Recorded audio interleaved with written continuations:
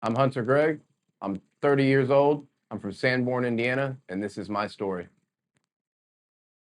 If only they could get like a snippet, or like if you could see into your future or have a vision that God would give you and be like what your life would be like if you got better, dude. I think that would just everyone, everyone would just be coming here, bro. Well, I was originally born in Indianapolis, but I'm from Sanborn, Indiana, small town of about 400 people, small farm community. I have an older brother. His name was John. We're 18 months apart, and growing up, in my early childhood, I remember so my father was in politics and my mother was also, but she was a judge. And I remember just going to different functions, different political dinners, going to different ball and gala opportunities and stuff. And that was a lot of my childhood. And also being in church at the same time and going to school, working on the farm at home. And that's really from my early childhood was just politics, church, and family. A lot of my so I have a lot of good in my childhood, and I've got a lot of fuzzy bad memories that I think that anyone who goes through a similar situation just tries to kind of fuzz out. My parents got divorced when I was in sixth grade, and that was pretty tough on us. But for the most part, I remember there being a lot of good times, but also there were a lot of nights where either my mom or dad would come home from having a bad day of work, and they would kind of just take it out on each other, which we would see or we would be subject to. And you could kind of just feel everything that was going on, and then that was just kind of a cycle that just kept going and going and going. Um, but at the same time, my brother and I being completely oblivious to the fact that parents get divorced or parents split up, or you would never think that it would happen to your family. And it was just devastating the day that they sat us down at the table and they were like, "Hey guys, mom and I aren't we're not going to be together anymore." And it was just devastating. I remember that day like it was yesterday. It was crazy. As my brother and I got older, he was always we're 18 months apart, but he's 2 years ahead of me in school. And it was kind of nice being able to have his leadership when I would come up a grade or when I was a freshman in high school.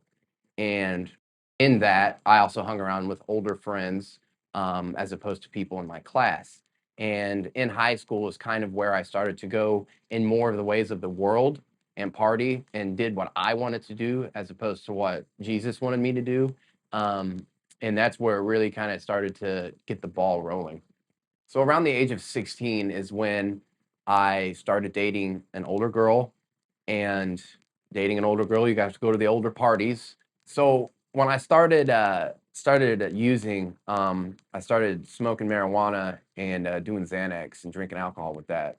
And I messed around with that for a little while. And when I got into college is really where I found what I was looking for, what I was missing inside. So I thought, which was painkillers, methamphetamine, heroin, and alcohol. And I vividly remember the day that one of my friends brought something to me and he said, "Hey, man, you're not going to have to spend near as much money on this. It's going to get you way more high.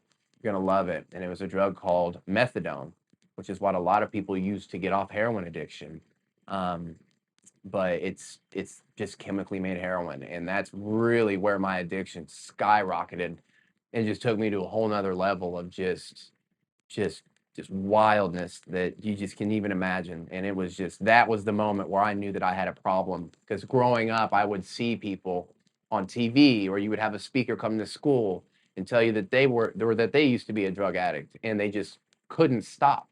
And I remember telling myself, "Man, whatever, I'm never going to be that person. I can stop today if I wanted to." But the longer I kept going, I quickly found out that's what happened. I could not stop. I had to have this. Otherwise, it was nothing was good was going to come from it. And it was absolutely horrible. And all for 12 years, just really just off the hook, just going absolutely crazy, spending money that I didn't have, stealing, doing whatever I could to get what I wanted. And it was just a never-ending cycle of unhappiness, and just hurt all the time. So I was 23, I believe it was in 2017. I went to a treatment facility in Orange County, California, and it was just a 90-day program. Uh, my dad's the one who convinced me to go. My dad's always been in my corner. He's been the number one fighter for me. And He said, just go do 90 days, come back, it'll all be good. And I bargained. I said, I'm not going to stay a full 90 days. This is pointless. But I went. It was a tough experience.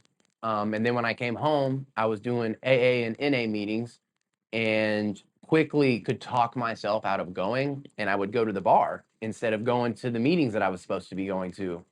And then my addiction quickly came back just 1,000 times stronger. And then that's where everything really just took a dive and it got pretty deep for me.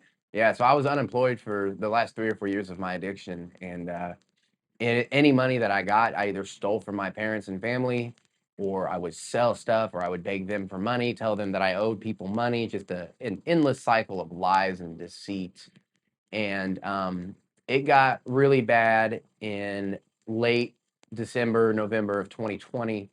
And then in February of 21, my father calls me on the phone and he says, hey, I'm going to come by. I was living at my mother's at the time. And he said, I'm going to come by and talk to you, which wasn't out of the ordinary. But then that day and the time he said he was coming, my mother grabbed my car keys, which my mother never touched my car keys. She just kind of left. She didn't want to know what was in the car. She didn't need the car keys, but I heard her grab them. And I asked her what she was doing. And she said, you got to promise not to leave. You got to stay here. You got to promise not to leave. And I look out of my mom's kitchen window and I just see family cars after family cars after family cars pouring in. And was very, very upset and mad at the situation. Felt like I was betrayed in a sense. And basically, my parents held an intervention on me. That's something that I'd always seen on TV, and I never would have thought in a million years that that would have happened. And it was really hard to sit and be sober and hear my family tell me, hey, you hurt me this, we love you, and just talking about all this stuff that I didn't want to process, didn't want to process it at all. And at the end of the intervention, they had told me my expenses from just this past year. And remind you, I was unemployed, and somehow I had managed to spend about $40,000 to $50,000 on my addiction, with no money earned from me. And they said you can have two options. You can either go to this facility, or you can go to this facility in Terre Haute called Teen Challenge, or you have to get out. We love you, but that has to be the way that it is. And sadly, I took the latter choice. I grabbed everything that I could grab. My brother and I were crying in each other's arms. And I left, and it was a really bad winter that year. And I ran from that, and I ran from God for at least 2 or 3 weeks.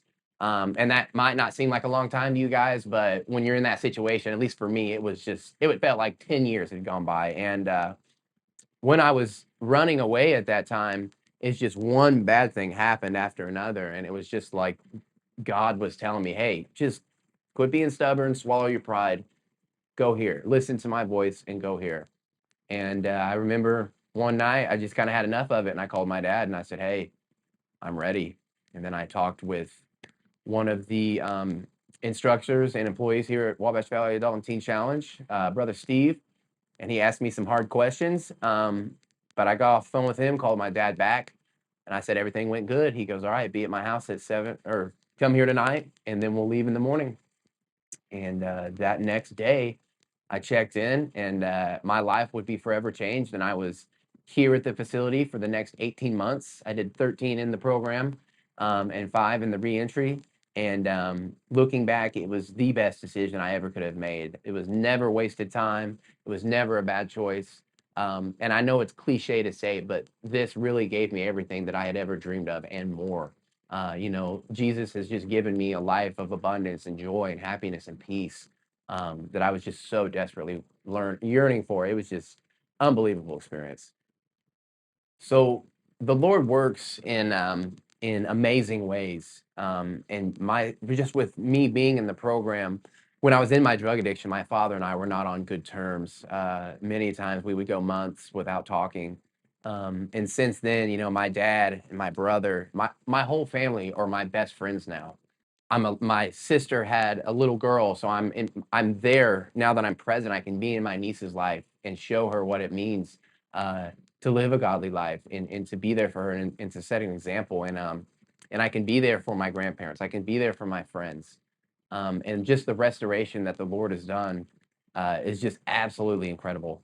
And there's no amount of praise that I could ever give that would ever come close to what he deserves to get from me. It's just such a blessing.